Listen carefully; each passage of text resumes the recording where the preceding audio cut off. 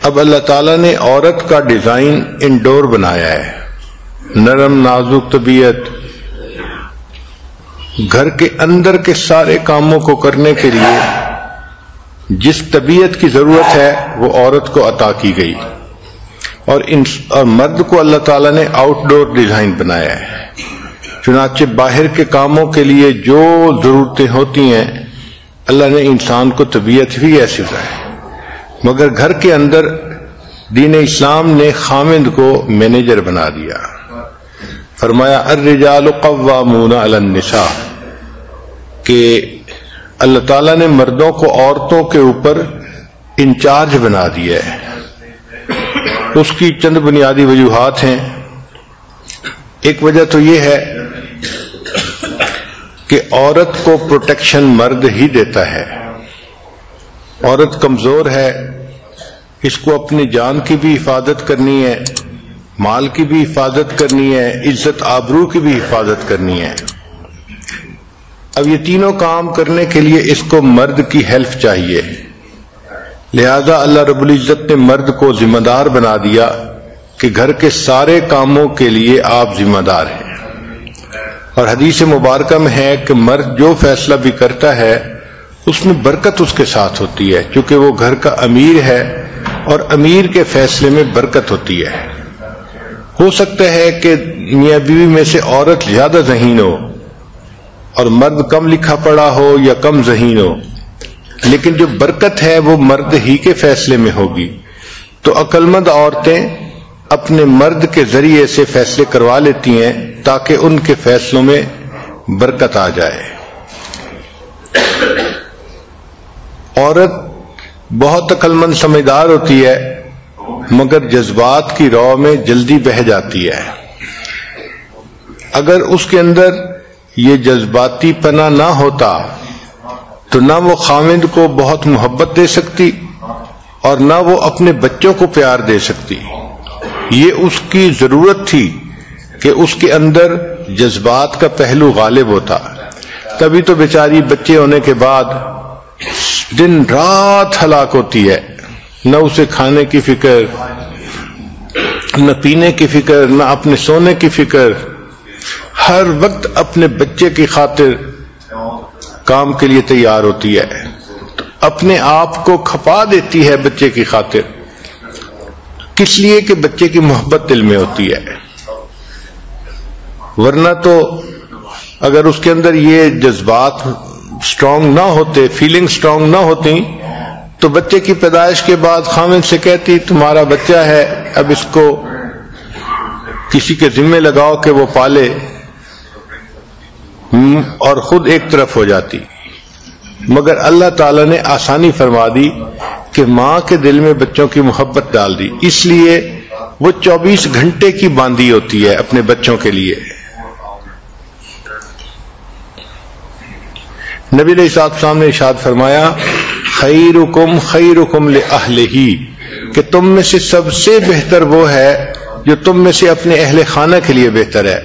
یعنی کسی مرد کی اچھائی کا اندازہ اس کے بزنس سے نہیں لگائیں گے، اس کے دوستوں کی محفل سے نہیں لگائیں گے، بلکہ اس کی اچھائی کا اندازہ اس سے لگائیں گے کہ یہ اپنے اہل خانہ کے ساتھ کتنے اچھی زندگی گزارتا ہے، اچھے اخلاق کی زندگی گزارتا ہے، بیوی کے ساتھ محبت سے پیش آئے، اپنے بچوں کو اچھی طرح ان کی نگرانی کرے، ان کی مدد کرے، ان کی ضروریات کو پورا کرے، اور گھر کے لوگوں کے لیے رحمت کا سبب بن کے رہے، تو ایسا خاوند بہترین خاوند ہوتا ہے۔ پھر انسان زندگی میں پیسہ خرچ کرتا ہے، اس کو ثواب ملتا ہے۔ مثلا غریب کو دے دیا تو صدقے کا ثواب مل گیا، مسجد بنا دی صدقے کا ثواب مل گیا۔ لیکن شریعت نے کہا کہ جو پیسہ انسان اپنے بیوی بچوں پہ خرچ کرتا ہے، اس پیسے پر اس کو بہترین صدقہ کرنے کا ثواب ملتا ہے۔ یعنی بیوی بچوں پہ جو پیسہ خرچ کیا جاتا ہے یہ بہترین صدقہ ہوتا ہے۔ پھر مرد کی ڈیوٹی لگائی کہ وہ گھر کے کام کاج میں دلچسپی لے، عورت کی ضرورت کو محسوس کرے اور اس میں اس کو ہیلپ کرے. عورت کو ہیلپ کی ضرورت ہوتی ہے، لیکن گھر والی کا ہوتا ہے. عورت کو گھر والی اس لیے کہتے ہیں کہ عورت کے ہی وجہ سے گھر آباد ہوتا ہے اور عورت ہی کی وجہ سے گھر برباد ہوتا ہے. ہماری والدہ صاحبہ فرمایا کرتی تھیں کہ مرد اگر کسی لے کر کدال لے کر اپنے گھر کو برباد کرنا چاہے تو وہ نہیں برباد کر پاتا. عورت اگر سوئی لے کر اپنے گھر کو برباد کرنا چاہے تو جلدی کر لیتی ہے. عمر چھوٹی تھی میری تو میں اپنی والدہ سے یہ بات حیران ہو کے پوچھتا تھا کہ امی یہ کیسے پاسبل ہے کہ عورت سوئی لے کے گھر کو جلدی گرا لیتی ہے اور مرد جو ہے وہ کدال سے بھی اپنے گھر کو نہیں گرا سکتا. تو امی مجھے کہتی تھی بیٹا تم چھوٹے ہو، تم ابھی یہ بات نہیں سمجھو گے، لیکن حقیقت یہی ہے کہ مرد کدال لے کے بھی گھر گرانا چاہے تو نہیں گرا پاتا. عورت اگر سوئی لے کے گھر گرانا چاہے تو وہ جلدی گرا لیتی ہے. تو گھر کا بنانا، آباد کرنا عورت کی ایک بڑی ذمہ داری ہوتی ہے، اس لیے اس کو گھر والی کہتے ہیں. سب سے بہتر اصول گھر آباد کرنے کا یہ ہے کہ آپس میں محبت پیار کی زندگی گزاریں. وَجَعَلَ بَيْنَكُمْ مَوَدَّةً وَرَحْمَةً، اللہ تعالیٰ فرماتے ہیں کہ ہم نے میاں بیوی کے درمیان مودت اور رحمت رکھ دی ہے. چنانچہ اگر مودت اور رحمت کی زندگی گزاریں گے تو میاں بیوی خوشیوں بھری زندگی گزاریں گے. رزق کم ہونا، زیادہ ہونا یہ ایک الگ بات ہے. میاں بیوی کو کھانے کے لیے خشک روٹی بھی مل جائے مگر آپس میں الفت محبت ہو تو وہ بہت خوشیوں کی زندگی گزارتے ہیں. اور اگر آپس میں الفت محبت نہ ہو تو پھر پراٹھے بھی پکے ہوئے ہوں تو انسان کی زندگی عذاب ہوتی ہے.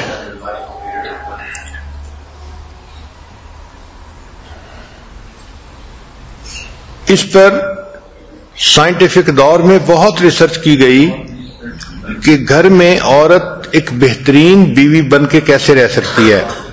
تو 6 بڑے پوائنٹ ہیں جن کو کھولا گیا اور واقعی وہ بہت اہم ہیں. ہر عورت کو چاہیے کہ وہ ان 6 پوائنٹ کو ذہن میں رکھے اور اس کے مطابق اپنی زندگی گزارنے کی کوشش کرے. ان میں سے پہلا ہے کمیونیکیشن. کمیونیکیشن کہتے ہیں کہ خاوند کو اپنا مطمع نظر پہنچانا، سمجھانا، بتانا. اس میں عورتوں کی ایک فطرت ہوتی ہے، وہ ڈائریکٹ بات نہیں کرتی، وہ اشارے کرتی ہیں اور پھر سمجھتی ہیں کہ خاوند خود ہی سمجھے، اس کو سمجھنا چاہیے تھا. حالانکہ صاف بات، مگر وہ صاف بات کرنے کی بجائے اشارے کر دیتی ہیں اور سمجھتی ہیں کہ اس کو ٹرانسلیٹ خاوند خود کرے گا. اچھا، جو سمجھدار خاوند ہوتے ہیں وہ تو اس بات کو سمجھتے ہیں اور اس کو ٹرانسلیٹ کر لیتے ہیں، لیکن جو اتنے زیادہ سمجھدار نہیں ہوتے وہ نہیں ٹرانسلیٹ کر پاتے، جس وجہ سے پھر آپس میں ایک دوسرے کے ساتھ آرگومنٹ شروع ہو جاتے ہیں. چنانچہ سب سے پہلی بات ایکسپریس فیلنگز ایفیکٹولی. جو اپنی احساسات، جذبات ہیں ان کو خاوند کے سامنے بہت کلیئرلی اور ایفیکٹولی انسان ایکسپریس کرے تاکہ اس کو صحیح پتہ چلے کہ مسئلہ کیا ہے. پھر ایک دوسری اہم بات کہ پازیٹو ٹون ہونی چاہیے. Do not blame. کہ جب بھی عورت کوئی بات کرے تو پازیٹو ٹون میں بات کرے، بات بات پہ بلیم نہ کرے. یہ ایک کمزوری ہم نے دیکھی ہے. ذرا سی کوئی بات ہو جاتی ہے تو جس دن شادی ہوئی تھی اس دن سے شروع کر دیتی ہے کہ رخصتی کے دن تمہاری والدہ نے ایسے کیا تھا، تمہاری بہن نے ایسے کیا تھا اور اس وقت تم نے کچھ نہیں کہا تھا. یعنی گڑے مردے اکھاڑنے اور پھر وہاں سے بات شروع کرنی اور بات بات پہ خاوند کو بلیم کرنا، یہ چیز گھر کی بربادی کا سبب بنتی ہے. تو پازیٹو ٹون ہونی چاہیے. And wife should not blame. ہر بات میں خاوند کو بلیم نہیں کرنا چاہیے. ٹھیک ہے دوسرے بندے کے اندر کوتاہیاں ہوتی ہیں، غلطیاں ہوتی ہیں، ویکنیسز ہوتی ہیں، مگر اس کا یہ مطلب بھی نہیں ہوتا کہ ہر چیز کو برا ہی بنا دیا جائے. پھر ایڈمٹ وین ہارٹ، جب آپ کا دل دکھے تو آپ اس کو تسلیم کریں، بتائیں. Stop reading your husbands mind, یہ وہ غلطی ہے جو تقریباً 100 میں سے 99% عورتیں کرتی ہیں کہ ہسبینڈ کا مائنڈ پڑھنے کی کوشش کرتی ہیں اور اس میں ہی غلطی کھاتی ہیں.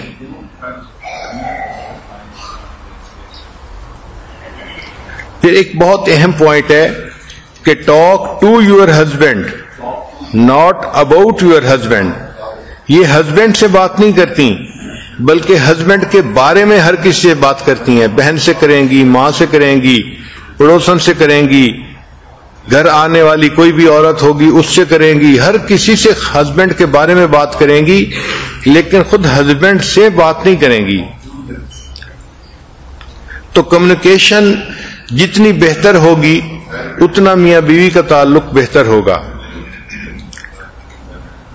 دوسرا پوائنٹ ہے چوز یور بیٹلز، کہ میاں بیوی میں کئی مرتبہ اختلاف ہو بھی جاتے ہیں تو اصولی اختلاف ہونے چاہیے. چھوٹی چھوٹی باتوں پر اختلاف کرنا، جھگڑا کھڑا کر دینا یہ اچھا نہیں ہوتا. اگر انسان سٹینڈ لے تو کسی مضبوط پوائنٹ کے اوپر سٹینڈ لینا چاہیے. چنانچہ take a stand on principle اور give up control to gain more power. Control گھر کا خاوند کو دو تاکہ تمہاری پاور اور زیادہ ہو جائے. اور don't be hurdle in husband's way, ہر کام میں خاوند کے راستے کی رکاوٹ نہ بنے. کوئی بھی کام ہو خاوند کرنا چاہتا ہے اس میں رکاوٹ ڈال دینا، رکاوٹ بن جانا یہ اچھی چیز نہیں ہوتی. اور ایک خاص بات جو ہے اوائڈ کریٹیسزم کو چھوڑ دینا چاہیے. خواہ مخواہ چھوٹی چھوٹی باتوں پہ یہ ایسے ہے یہ ایسے ہے یہ کریٹیسائز ہی کرتے رہنا خاوند کو یہ اچھا نہیں ہوتا. پھر تیسرا اہم پوائنٹ ہے ریسپیکٹ ہم، کہ اپنے خاوند کی عزت کرو. بہت ساری عورتیں اپنے خاوند کو ایک بڑی عمر کے لڑکے کی طرح ڈیل کرتی ہیں کہ یہ بڑی عمر کا بچہ ہے. یہ غلط بات ہوتی ہے. ہسبینڈ ہے اس کی ریسپیکٹ کرنی چاہیے. Do not treat him like a child, be loyal to him and show him that you are loyal. خاوند کے ساتھ وفاداری ہونی چاہیے اور اس کو وفاداری نظر بھی آنی چاہیے. بیوی کی ذمہ داری ہے کہ she should try to win the heart of the husband, کہ ہسبینڈ کا دل جیتے، ہسبینڈ کے دل میں اپنی محبت کو پیدا کرے. بی کنسٹرکٹیو سوچ ہونی چاہیے.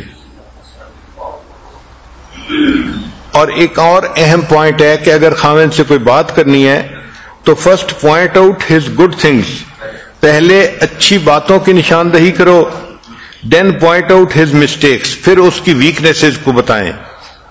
مگر ہوتا کیا ہے کہ جب اس نے بات کرنی ہوتی ہے تو یہ ایسے بات کرتی ہے تو لگتا ہے کہ اس مرد کے اندر تو کوئی دنیا کی خوبی ہے ہی نہیں، ساری جہان کی برائیاں اسی کے اندر آ گئی ہیں. نبی علیہ الصلوۃ والسلام نے حضرت عبداللہ ابن عمر لانو کو بتانا سمجھانا تھا کہ آپ تہجد کی پابندی کیا کرو. وہ جوان العمر تھے اور جوان لڑکوں کی نیند کافی گہری ہوتی ہے، اٹھنا مشکل ہوتا ہے. تو نبی علیہ السلام ان کو سمجھانا چاہتے تھے. تو حدیث مبارکہ میں ہے کہ نبی السلام نے فرمایا کہ عبداللہ ابن عمر کتنا اچھا آدمی ہے اگر یہ تہجد کی بھی پابندی کرے. مطلب یہ کہ پہلے اس کی تعریف کی کہ جو اچیومنٹس ہیں ان کا اعتراف کریں اور پھر اس کو بتایا کہ اس کو امپروومنٹ کیا کیا کرنی ہے. پوری زندگی میں یہ بہترین دستور ہے کہ پہلے جو اچیومنٹس ہیں ان کا اعتراف کرو اور پھر اس کے بعد اس کی مسٹیک کو بھی مینشن کر دو. نبی علیہ الصلوۃ والسلام نے ارشاد فرمایا اگر مخلوق کو سجدہ کرنے کی اجازت ہوتی تو میں بیوی کو حکم دیتا کہ وہ اپنے خاوند کو سجدہ کرے. اس سے اندازہ لگانا چاہیے کہ شریعت کی نظر میں خاوند کی ریسپیکٹ کتنی زیادہ ہے. وہ عورتیں بہت خوش نصیب ہوتی ہیں جو اپنے خاوندوں کی ریسپیکٹ کرتی ہیں اور اس ذریعے سے اپنے رب کی جو ہے وہ پسندیدہ بندیاں بن جاتی ہیں۔ حدیث مبارکہ ہے کہ نبی علیہ السلام کے زمانے میں ایک صحابی کی شادی ہوئی تو ایک ڈبل سٹوری گھر تھا، تو نیچے ماں باپ رہتے تھے عورت کے، اور اوپر کی سٹوری پہ ہسبینڈ اپنی وائف کے ساتھ رہتا تھا۔ چنانچہ ایک مرتبہ ہسبینڈ کو کسی تجارتی سفر میں جانے کی ضرورت پیش آئی تو اس نے میک شور کیا کہ گھر کے اندر ضرورت کی ہر چیز ہو۔ پھر جب الوداع ہونے لگا تو بیوی کو نصیحت کی کہ دیکھو تم نے اوپر سے نیچے نہیں اترنا۔ بیوی نے کہا ٹھیک ہے، ہسبینڈ چلا گیا۔ اب بیوی اوپر کی سٹوری میں رہ رہی ہے۔ اللہ کی شان کہ اس کے والد بیمار ہو گئے۔ اب یہ ایسا کلوز رشتہ ہے کہ انسان کا دل چاہتا ہے کہ اپنے والد کے پاس بیٹھے، اس کی تیمارداری کرے، خبرگیری کرے، خدمت کرے، مگر وہ عورت نیچے اتر ہی نہیں سکتی تھی چونکہ ہسبینڈ نے کلیئر لفظوں میں کہہ دیا تھا کہ آپ نے نیچے نہیں اترنا۔ اب جب وہ نیچے نہیں اتر سکتی تھی تو اس نے نبی علیہ السلام کی خدمت میں پیغام بھیجا، اے اللہ کے حبیب صلی اللہ علیہ وسلم، میرے خامد جب سفر پر جانے لگے تو انہوں نے کلیئر لفظوں میں مجھے کہا تھا کہ تم نے نیچے نہیں اترنا، لیکن اب سچویشن ایک نئی ڈیولپ ہو گئی ہے کہ میرے والد بیمار ہو گئے ہیں، تو کیا میں ان کی تیمارداری کے لیے نیچے اتر سکتی ہوں؟ نبی علیہ الصلوۃ والسلام نے فرمایا کہ نہیں، جو تمہیں تمہارے خامد نے کہا تم اسی پر عمل کرو۔ چنانچہ وہ عورت نیچے نہیں اتری۔ والد کی طبیعت خراب ہوتی گئی حتیٰ کہ والد کی وفات ہو گئی۔ اب والد کی وفات ہو گئی، اللہ کے پیارے حبیب صلی اللہ علیہ وسلم اگر چاہتے تو فرما سکتے تھے کہ ٹھیک ہے یہ ایک نئی صورت ڈیولپ ہو گئی ہے، اب میں تمہیں اجازت دیتا ہوں کہ تم نیچے اتر آؤ اور اپنے والد کا چہرہ دیکھ لو، مگر نبی علیہ الصلوۃ والسلام نے ایسا نہیں کیا، بلکہ یہی فرمایا کہ نہیں، چونکہ خامد نے کہا تھا نیچے نہیں اترو تو آپ نیچے مت اترو۔ اب اس کی والد کو نہلایا گیا، کفن دیا گیا اور اس کا جنازہ گھر سے نکلا، اور یہ خاتون، یہ لڑکی ایسی تھی جو اپنے باپ کا آخری دفعہ چہرہ بھی نہیں دیکھ سکی۔ آپ اندازہ لگا سکتی ہیں کہ ایموشنلی اس کے لیے یہ کتنا ڈیفیکلٹ کام تھا، لیکن وہ صحابیہ تھی، اس نے نبی علیہ الصلوۃ والسلام کی بات پر عمل کر دکھایا اور اپنے خامند کی بات کو پکا رکھا، خود اوپر رہی، نیچے نہیں اتری۔ خیر والد کا جنازہ ہو گیا۔ حدیث مبارکہ میں ہے کہ جب جنازہ پڑھ کے نبی علیہ السلام تشریف لائے تو نبی علیہ السلام نے اس عورت کو پیغام بھیجا کہ چونکہ تم نے اپنے خامند کی بات کی لاج رکھی اور نیچے نہیں اتری، تمہارے اس عمل کی وجہ سے اللہ تعالیٰ نے تمہارے والد کے تمام گناہوں کو معاف فرما دیا اور اس کو جنت عطا فرما دی۔ تو اس سے اندازہ لگائیں کہ شریعت کی نظر میں خامند کی بات کی کتنی اہمیت ہوتی ہے۔ تو پہلا پوائنٹ ہے کمیونیکیشن صاف ہونی چاہیے اور بہتر ہونی چاہیے۔ دوسرا ہے کہ ہر بات پہ جھگڑا کھڑا نہ کریں، چوز یور بیٹل، پرنسپلز کے اوپر آپ اختلاف کریں اگر کرنے کی ضرورت بھی ہے۔ اور تیسری بات کہ اپنے خامند کی رسپیکٹ کریں۔